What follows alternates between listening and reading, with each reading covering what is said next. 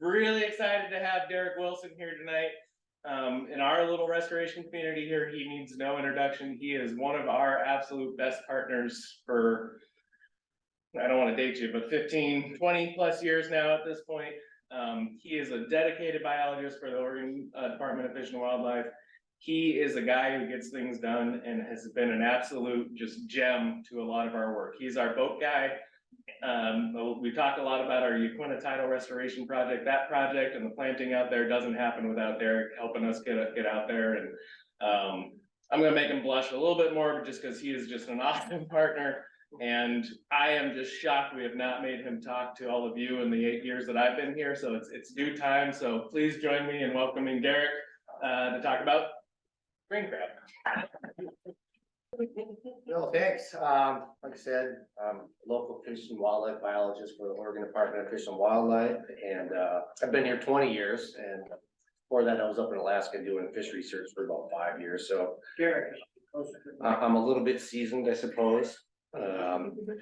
But what I do nowadays, I do a lot of work in the estuaries, and mainly I'm focused on restoration, habitat protection and whatnot, and learn as much as we can. Estuaries are really important, and trying to learn as much as we can nowadays and focus on all the efforts. But why am I talking about European green crab? Well, it's a team effort. And so I work closely with a lot of our marine program staff over at Science Center across the bay, and specifically a lot with our shellfish biologist team. And so given I'm the estuary biologist and shellfish are in the estuaries, it's a collaborative project.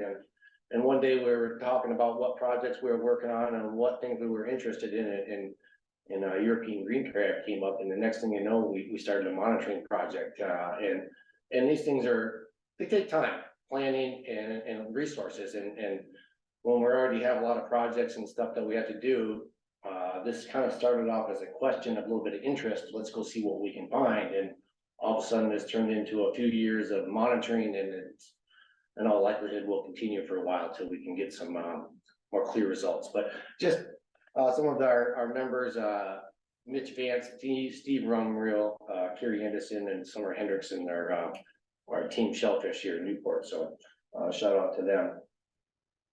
Let's see here. So just a little history.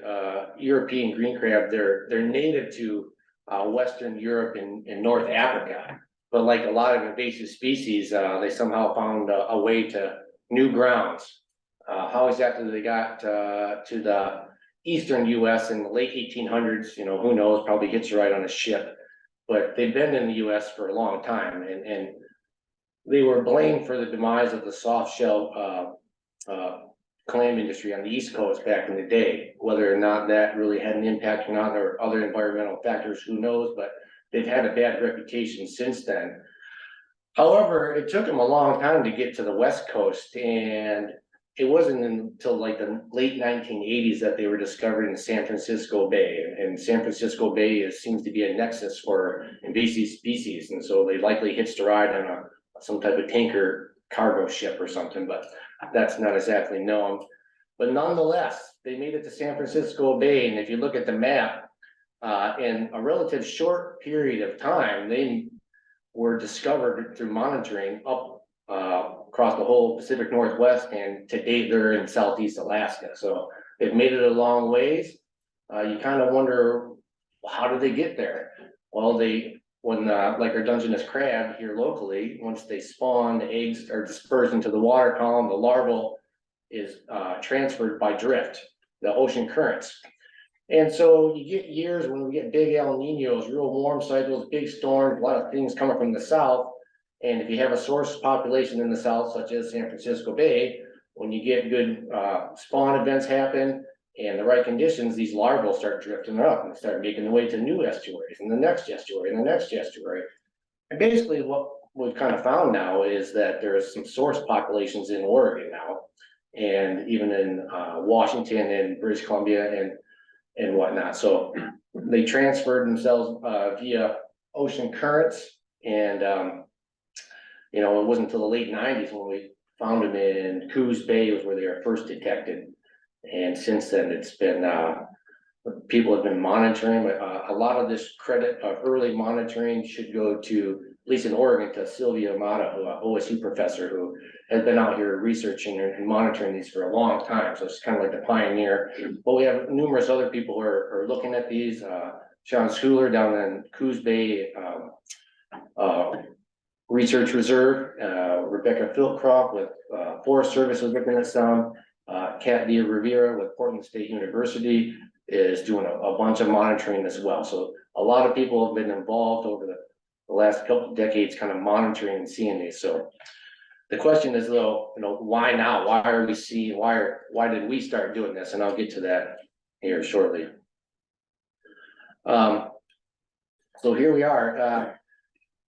The take home message from this graph, and this was put out in 2023 by Sean Schooler with the South Slough Marine Estuary Reserve. And what it shows, and then kind of what I want to take, if you look at the first few years from early 2000s up to 2015, we had very few detections of these European green crab. And for the rest of the talk, I'm probably just going to say green crab. It's just easier to say that. Okay, thank you. So, people were monitoring these. We'd find these in the estuaries, a few crab here and there. And then all of a sudden, kaboom, you look, it starts getting a significant increase. And, there's been a lot of thought and ideas about why this happened, but some of the, main ideas is that you get these big, strong El Nino events, and these green crab need warmer conditions, or at least it's believed they need some warmer conditions to successfully spawn. And so on years when we get real cold winters, it's thought that maybe they're not as reproductively successful. But a lot of us know in recent time, we've had a lot more heat waves. Climate change has been interesting the last few years. It bounces around a lot. And this year we've had a real strong El Nino event, which will be interesting to see if we notice any upticks from that, monitoring further. So one other point I would like to make off this graph is it's catch per unit effort. So CPUE, basically that's the average number of crabs you catch per trap. So if I put out 10 traps and we catch 100 crab, the catch per unit effort is 10 crab per trap. Even though maybe we get all those crab in 1 or 2 traps, we still discount it's the average. So this is just a basic index of monitoring. It's not super scientific. It's just meant to be, well, an index. So there's been a lot of concern when you get invasive species, what are the ecosystem impacts? What are they going to do to the native animals around them? And they're definitely considered a very aggressive invasive species, and they like the estuary habitat. While we have found some in the nearshore habitat up and down the coast, it's not very often where you find it was actually in the estuary. So it's rarity to find one out on the open ocean. We never really get many reports. I've seen 1 or 2 over the years. Rarely do the commercial fishermen or anybody ever catch one. But like any native species, you're concerned with, do they compete with the native crab, or Dungeness crab here in the bay, or red rock crab in the bay, other marine species here, for food and habitat. And when you have a species that is dispersed by the ocean currents, essentially now that we've seen them migrate so far, we're never going to be able to trap or eat our way out of these. Okay, they're here to stay. We're going to try to learn what we can and see how bad are they.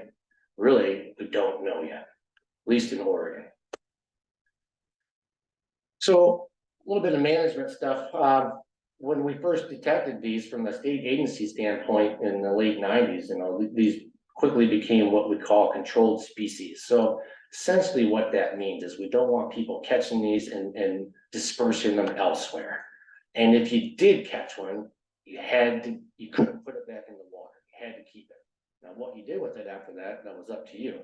But initially, when these came around, we had a rule, and you were allowed to keep up to 10 per year or per day in a bag limit of crab, but you couldn't release them.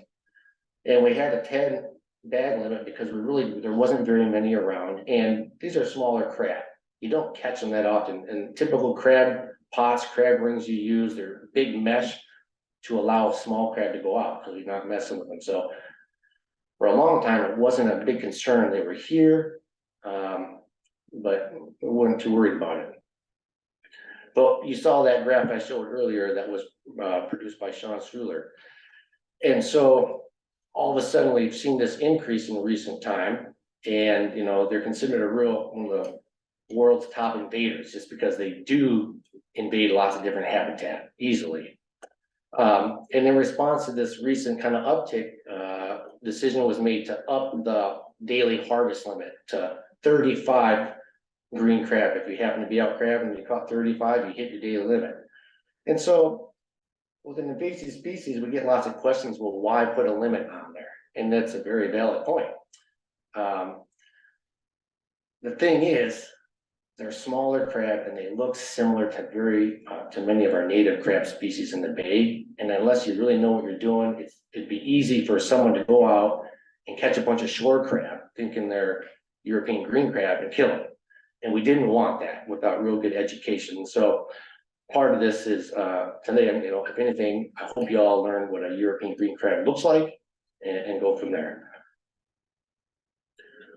So we'll talk a little bit about why it's confusing. But first, I'd like to point out that OPB did a little short story here. They released it in this past February on European green crab on the coast. And so I encourage you, if you have more interest in it, to look this up. You could look it up on YouTube. It provides a little bit more history, some of the researchers, identification, causes, problems, other ideas, concerns. So it just gives you some more knowledge base for it. But if you look at these pictures, the first one on the lower left, my point here is with this slide is to show you that they look similar to other species. So the first one on the lower left is a European grey crab on the top and a Dungeness on the bottom. And the picture is kind of blurry. I apologize for that. But if we look at the next picture over with the orange belly and a green belly, that's a green crab. But they can be bright red to bright orange to bluish to greens and yellows, a bunch of different colors. So it makes it difficult for someone to look at that. You might easily get it mixed up with a red rock crab. If you see this orange body thing, what is that? The big picture in the middle, those are all juvenile Dungeness crab with one green crab right in the middle. Okay, they look pretty similar. The one in the shell is a kelp crab. It's green. The big picture to the right, the very tall one on the far right, those are all young of the year Dungeness crab, and then you see a couple in the left corner of that, those are like a year class older. So when these Dungeness crab, their first year or so of life, they're really green. They look really similar to a European green crab. So thus the point of 35 bag limit, okay? And then shore crab on the bottom, small little green guys, they're all over. You go over where any rocky habitat is, you start turning over rocks, you see little green shore crab crawling all over. You know, someone could easily misidentify those, and you know, we don't want that. So now the best way to identify one of these European green crab, they don't get much bigger than 3 to 4 inches. They're smaller, mid-sized crab. But here's what I want you to remember. They have 3 bumps between their eyes, and they have 5 spines on either side of their eye. So there's been a proposal, and people talk about, should we call these a 5-spine green crab, so there's not confusion. But it's the only crab around here that has 5 spines on either side of their eye. Okay, that's what I want you to, that's a take-home message.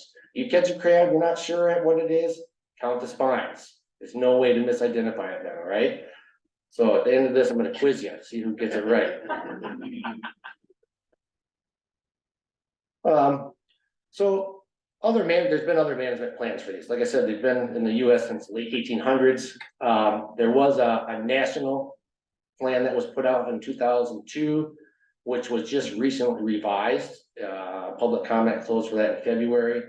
It should be out relatively soon, but that basically the national plan, it just talks a lot about identification, the history, where they come from, where they've been, potential implications, and a lot of just kind of education. Locally in Oregon now, we're right now simultaneously, it's just in the infant stages, but led by Dr. Catherine Rivera, Oregon State University, and then a number of other academic and state biologists, kind of a team put together. They're working on right now putting together an Oregon green crab management plan, but also looking at the risk assessment. Because with these green crab, they've had they get a bad reputation. It's kind of like you can easily point the finger at something. The big concern in a lot of places has been that they impact aquaculture of like native oysters. And so like up in Washington, it's been a huge hotbed in recent times because you have a lot of man-made estuary bays in these estuaries where they grow lots of oysters. And boy, that like it seems to be like the perfect type of habitat for these European green crabs. So they're inundated in some of these areas, and whether how much impact they're actually having on some of the shellfish operations, it's hard to say. I haven't seen any really hard, firm data. Because when you research things like this out in the wild, it's hard to quantify and get some good results. Whereas in lab environments, you can manipulate and get some tests. But anyhow, it's a concern with that. And there's been concern with maybe are they messing with eelgrass beds, and then just general competition with other species. But nonetheless, there's some plans going on, and so hopefully those will be out in the relative near future. So here I am. Why are we trapping and monitoring? Well, you saw that this intake, all of a sudden there's a big spike in kind of abundances on the coast. And on the right side of the screen, the map, and these are just areas where people have been monitoring European green crab for quite some time.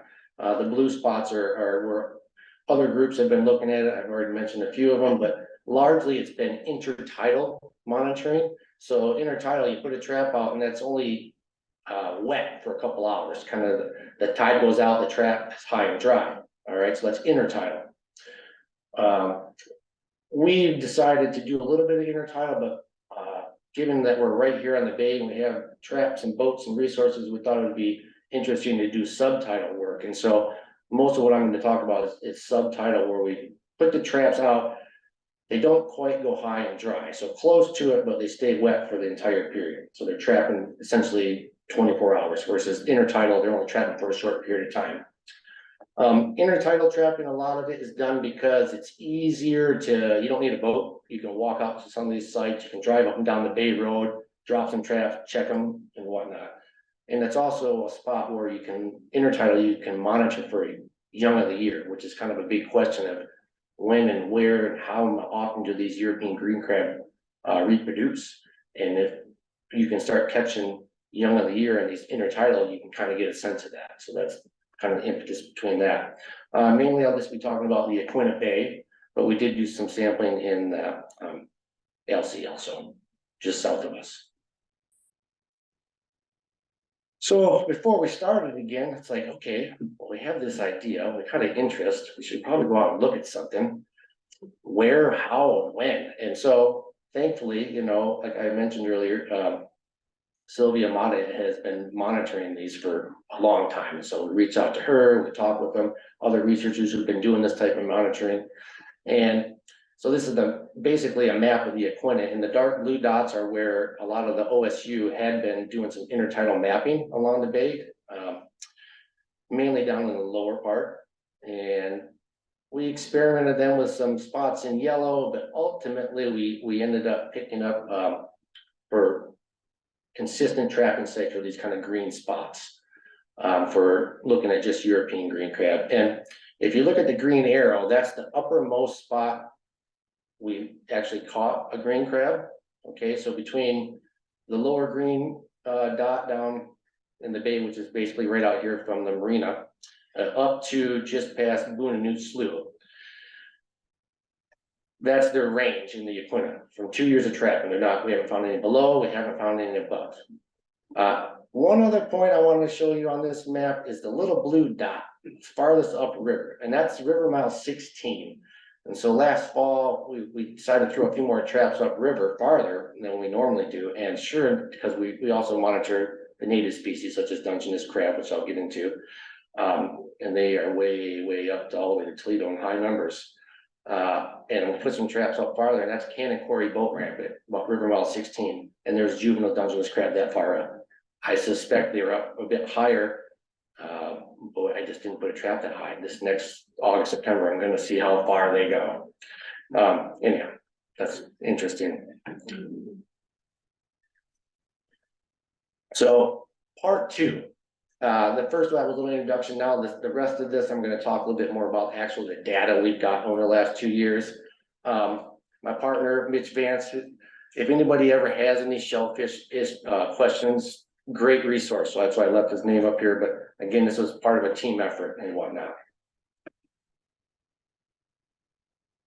Oh, so that's a Dungeness crab, the European green crab, and then a red rock crab, which I'll just point out, a lot of people always think that the red rock crab are an invasive species or non-native, but they are in fact a native species. Okay, there was years ago rumors about them being non-native, but just for the record, they're supposed to be here. So anytime you start some kind of a monitoring research question, it's like, all right, well, what exactly do we want to know? You know, it's easy to go throw a trap out there and catch a few, but we should do it with purpose and intent. And so some of the questions we're asking ourselves are, you know, what are the main drivers of distribution? Why are they here? Where are they at? How are they overlapping with some of these native species? What's their relative abundance? How many are there? Are they associated with any type of habitat type, you know, eelgrass bed, sand, riprap? It's hard to say. And then would we see any changes through time, like throughout a year or for, you know, multiple years, decades? So you have these kind of questions that we start off with.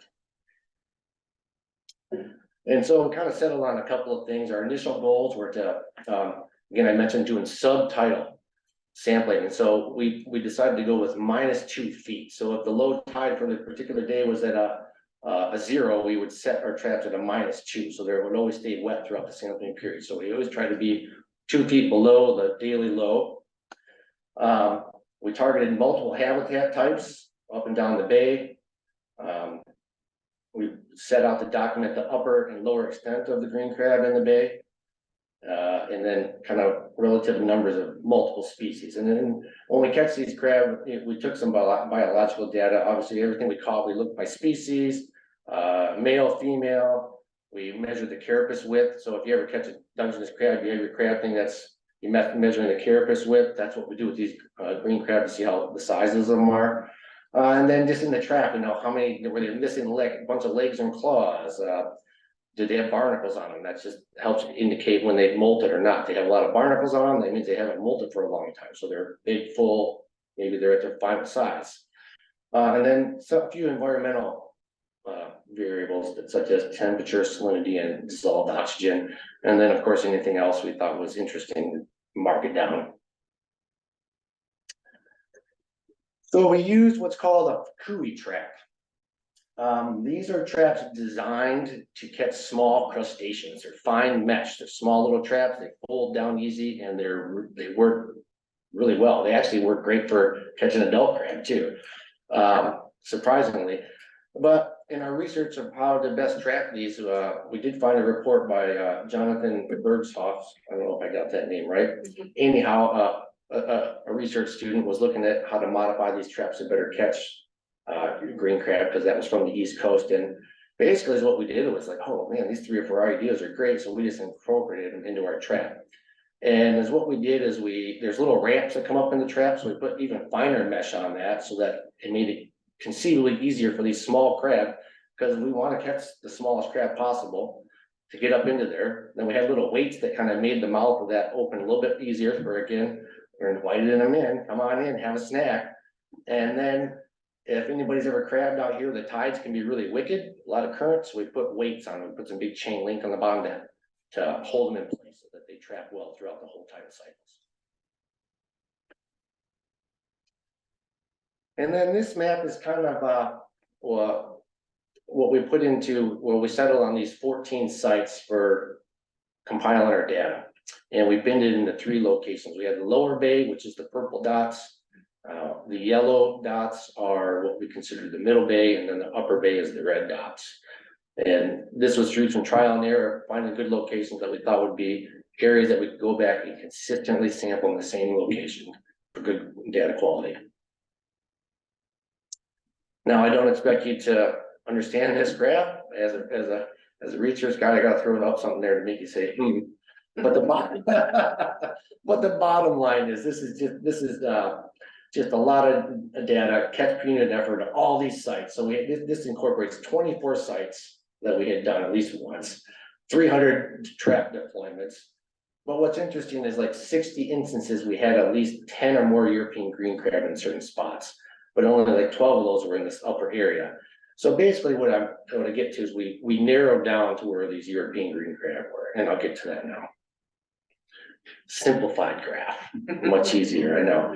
So this is catch per unit effort, you know, how average number per trap, and now it's by bins. We've got the lower bay on the left, the mid bay in the center, and upper bay on the right. And this is by 2022 and 2023. And the idea is, if you look in the lower, the first part, we get relatively few green crab down the lower part of the bay through both years. The mid bay, kaboom, it blows up. There's a definite section where we're getting a lot of these European green crab. Okay, both years again, and then even the upper bay, there's just a part where eventually they fizzle out, but there's some up there. But what this shows you, although there's a little bit of variability between just 2 years of data, which you would expect, the mid bay is where it's at. So another way to look at it, and I like pictures, so I threw some pictures in there. It's basically the same thing, but how do they co-occur with these other species? So the other main crab species we catch are the Dungeness and the red rock crab. And if you look in the lower bay, we get a lot of adult Dungeness and adult red rock crab with very few European green crab. They're just not down here. Why exactly? Who knows? Maybe I'd be afraid of a big Dungeness or red rock crab because they're fierce if you were something smaller. When you move up bay a little bit, you know, you start getting fewer adult Dungeness and red rock crab, but you start getting a lot more of these European green crab. And then by the time you get to the upper bay, and I'll highlight this later, it is loaded with juvenile Dungeness crab. It just blows my mind. But there's no red rock crab up that far. They are much lower down species, and then the European green crab they're just not existent way up to bay. Bycatch, of course, we get other things. Get a lot of sculpin. Sometimes you get some gulls, some short crab, juvenile rockfish. It just depends on where we have these setting throughout the year, but we always record all that different species stuff. Just kind of another way to look at it, I suppose, in a graphical sense, by species and bay and through time. Lower bay, again, there's very few European green crab. It's not till we get to the mid bay where you start picking up numbers, and that's where we see a few more of the Dungeness, but it's that upper bay again, which I find interesting. Whenever you start a study, you have some ideas and questions, and what always excites me is when you find out something new, and that's great. And so the whole Dungeness species distribution and whatnot, to me, has been the most exciting part of this so far. All right, this one's interesting. I threw it in there just because it's an environmental graph. So like I said, we always took temperature, dissolved oxygen, and salinity at the bottom. Okay, so we have our YSI meter deployed right where we're dropping our traps. When we drop them in, we pick them up just to see if there's any changes. And temperature, there's no big difference on any of this when we look at it. Dissolved oxygen, sadly, our meter didn't always work that great, but didn't really see anything. But salinity, so salinity, salt. Down low, we want to, you know, your salinity levels are going to be well over 30 parts per thousand. That's salty water. So you would expect salty water, you're going to have a lot of crab, right? Okay, well, even when we look at this through spring and fall, the farther we go upriver, common sense says that salinity is going to drop, okay, throughout any given season, except maybe during the summer and fall when you don't have a whole lot of freshwater input coming in, and you still have big tides. That saltwater wedge can go way up. But nonetheless, there's not really, even with salinity, we were catching crabs up by Toledo when you had hot temperatures, like really hot. Like I usually talk in Fahrenheit, my apologies. I know it should be in Celsius, but over 70-degree water, relatively low oxygen and hardly any salinity, and we're catching traps full of young of the year Dungeness crab. That kind of blew my mind that they're so tolerant.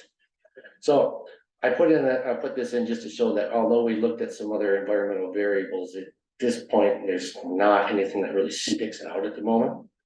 Thus we need more time and data.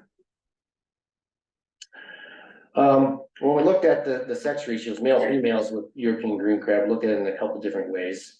Again, it's like if we could have isolated an area of the bay where there was a lot of females, maybe that's an area where we would have started some intensified trapping. But through the data, if we look on graph A, by river mile, males are in green, females in blue. Down low, it tends to be mostly males. But by the time we get to the mid and upper part of the bay, it tends to be more of a 50-50 ratio. And when we look at graph B, when I've been in my low bay, mid bay, upper bay, again, down low it's mostly males, middle and upper is females, and then by season, again, more or less a 50-50 ratio, which I guess it should be expected, but I was kind of hoping for a hot spot. You never know if there was a lot of females in one area or whatnot. From a management standpoint, getting rid of an invasive species, that could have been very helpful. And then like I said, we measured their size, their carapace width. What's interesting is down low, where we still had relatively few numbers of these green crab down low. The ones we did get tended to be very larger mature males and very few females, which were considerably smaller. But as we got up, as you move up bay size, it became pretty similar. And even up bay, more females. I think the males are a little bit smaller up there. So there's kind of a zone where these big males were, and the females definitely like that mid to upper bay section. So kind of in summary, I mean, things we've documented and kind of a take home message, just remember those only been 2 years of monitoring data. We're just starting year 3, and we do plan to do this for some time. They're most, these green crab, they're most prevalent in the mid bay region, and it's basically between mile marker 4 and 8, and it's like Sawyer's Landing just up here to almost around just past the oyster farm. There's this zone, whatever the environmental factors are, they like this spot. They occur with all kinds of different species, just from general biologist observations. When I pull up a trap and there's 100 Dungeness crab, 50 green crab in there, and all these other things together, they're not fighting, they're not ripping each other apart. They're all just sitting there saying, "Oh God, what's happening?" So, we're not seeing anything weird from that perspective. The abundance seems to be highest in the spring and summer, which I guess that's not really surprising. Warmer temperatures, I think things tend to be more mobile. Winter, cool, they probably are just holding tight a little bit more. Sex ratio is 1-to-1, over a little difference in space and time. LC, we did sample in the LC bay 5 times, and we caught 32 green crab with 42 trap soaks. So basically, there's not many there, but we haven't put in a whole lot of effort.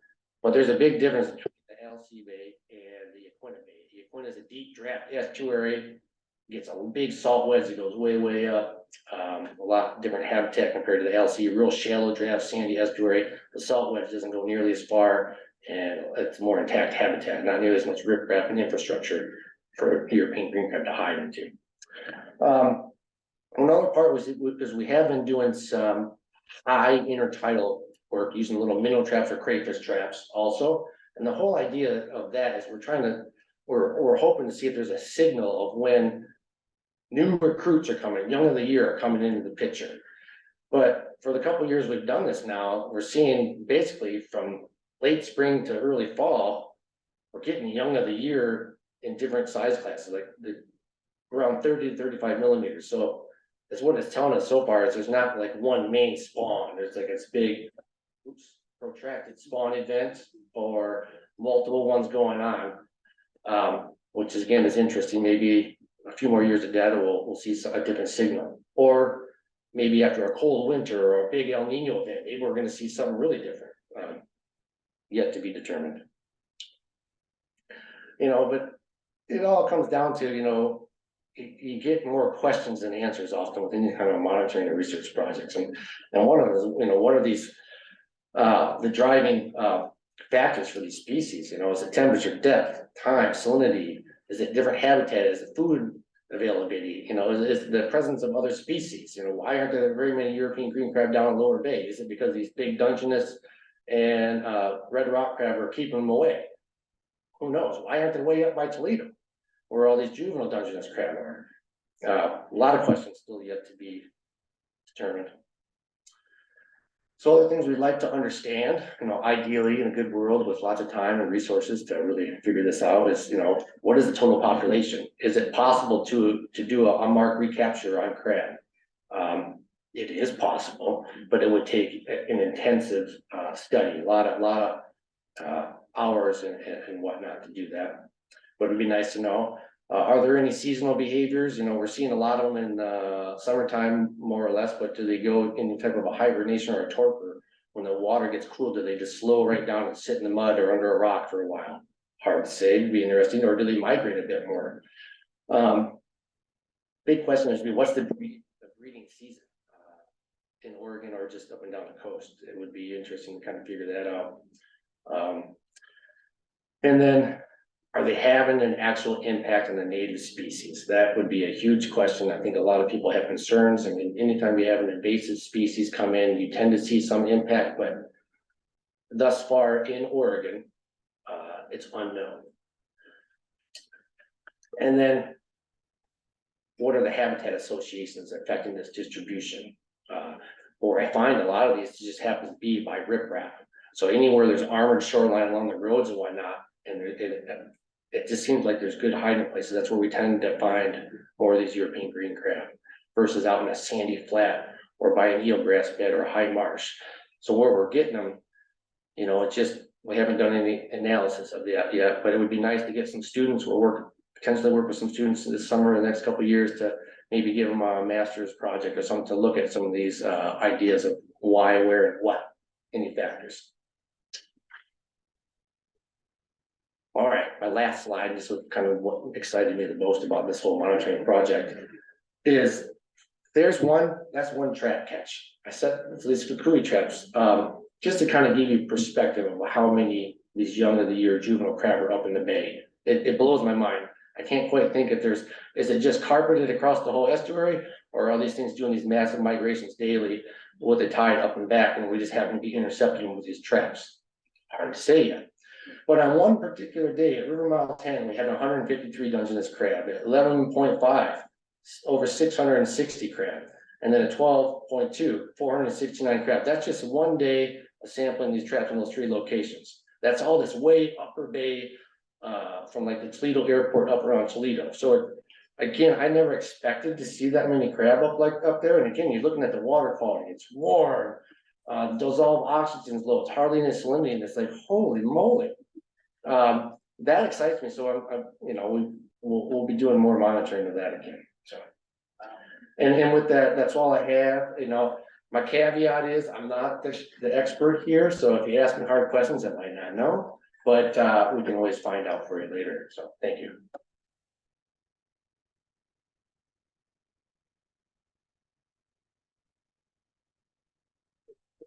Michael, good. And remember to repeat the question back. Yeah, so since you found more of them in the Yaquina than the Alsea, would you expect that the Beaver Creek area, which is really shallow, has almost none? So the question is, since we found a lot in the Yaquina versus the LC, which are different basins, the Yaquina is deep draft, the LC is shallow. The question is, a nearby basin, Beaver Creek, which would be more similar to the LC, would we expect to see a few or none in there? And I've had that thought, and I want to go throw a trap or two out there, because you're definitely going to get tides push into Beaver Creek. You can get a big salt wedge that goes way up, especially in the fall. I would suspect there probably is the potential for a few, but not many. Are there dungeons in Beaver Creek? I've never done any crab sampling, but I would suspect, again, the right conditions, you're gonna get a few crab that would, Dungeness could easily wash up into there with the All right, that was easy. Ted, Now, sorry. So what do you know about the distribution of the larger adults, of the Dungeness and the green crabs? I think most of this is focused on the juveniles, or am I wrong? No, you're wrong. It's everything. So we were only getting Dungeness crab, the adults, down low and into the mid bay a little bit, not much past Sawyer's Landing in the power lines. Above that, you don't get any what I would call a keeper, Yeah. a legal crab. And even red rocks, the red rock crab we found some up above the power lines like a couple times, again, in the late summer, early fall, when you have the salinity levels are higher up river farther, because you don't have that freshwater input, good tides, that saltwater wedge just seems to sit up there, especially like last summer when it was really a dry, hot summer. So this was distribution of all of them. It was just, I did highlight the juveniles, because once you get to a point, it's just all juveniles of the Dungeness crab up there. Yeah, I did some sampling a few years back in the paper that Nate and I published. We didn't see that many juveniles upriver, so it's interesting that juvenile Dungeness crabs. Yeah. It's very interesting that you had this result. It's quite different from what we saw. Yeah, well, one of the comments was a few years back when they'd done some research or sampling, didn't find as many juvenile crab up like what we did. And so for all these last 2 years, maybe it's, it'd be interesting to see what this following year brings again. Yeah. Yep. Do the green crabs have predators like the octopus? The question was, do the green crab have predators like the octopus? And I would say, yeah. I think most predator species are opportunistic, and if something crawls by them, they're gonna wanna eat it. So if there was an octopus in the bay and a green crab went by, I guarantee you'd eat it. There's even been, I think even sea otters have been shown to eat a bunch of different crab species in the bays and whatnot. I imagine they would do it if they were ever back here, but, yeah. And I think a lot of the predators are even other big Dungeness and, red rock crab. So as the oyster community, the oyster growers, have they expressed or observed any impacts associated with green crabs in the fishery? Yeah, the question was, have any of the oyster growers here in Oregon seen or expressed concerns about impacts from European green crab?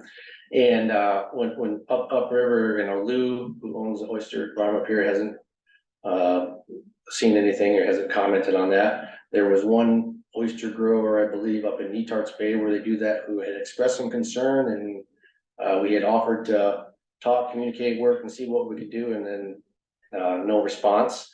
The main responses of this concern has all been up in Washington. And again, it's kind of like up in the Willapa Bay, which is essentially a man-made lagoon, shallow. It seems to be, for whatever reason, the environmental factors are, there's a lot of green crab there, and that's where they have concerns. But the actual data of verifying that, I have not seen. I'm hoping that when these Oregon plans come through that being worked on right now, we'll have a good literature source to look at, because it's easy to throw out claims and concerns, and then all of a sudden, if 2 or 3 people say it, all of a sudden it's kind of a believed consensus. And so I just always caution people, if you hear something or say something, can you back it up in a way, as there been any studies? So. Okay. Oh, you got one more question? Can you eat them? Oh my gosh, I forgot about this. Yes, you can eat these. Okay, so, and in the OPB documentary, which I suggest y'all watch if you haven't seen it yet, trying to highlight that you can eat them. So in their native range, these are primarily eaten as a soft shell crab, and they manipulate them to turn them into soft shell crab. I mean, on the East Coast, people have tried for a long time to really figure out a way to market these things, because there's a lot of them, but sadly unsuccessful to this point. I have eaten them. They taste fine, similar to a red rock. It's just a lot more work. They're small. So my suggestion to people is, if you have to keep them, you could use them as a soup stock to make a boil, boil a few in there and get seafood soup stock, or you can freeze them and then smash them up, put them in your garden. You could just smash them up, put them in your compost. I use lots of fish and crab guts and everything I put in my garden. My gardens grow great. These are all marine derived nutrients, so why not? Yeah, sorry, thanks for that. I forgot. Yes, you can eat them. Just don't throw them back in the water alive, please. Yes, sir. Do you have any idea what they eat? The question was, do I have any idea what they eat? And they are a crab species. These things are opportunistics. They're omnivores. They'll eat vegetation. They'll eat anything. If they're hungry and they get their claws on it, they'll try to eat it. So anything and everything if they are able. Have you noticed any effect on the eelgrass? The question was, have I noticed any effect on eelgrass? That has been a concern throughout the community of people voicing concerns and researchers and monitors that is way too hard to say. Eelgrass on at least the Oregon coast has been, it ebbs and flows, the population of it, how well they do, and it seems in recent years, eelgrass beds have been going down, but in other areas, they're doing just fine and dandy, but to test that out would be a really difficult, large scale project, and we're just not capable or to do that one, so I'm hoping maybe some other academic researchers might look into that one. Yet to be determined, I guess would be the answer. Yes. Okay, I'm done. Easy enough.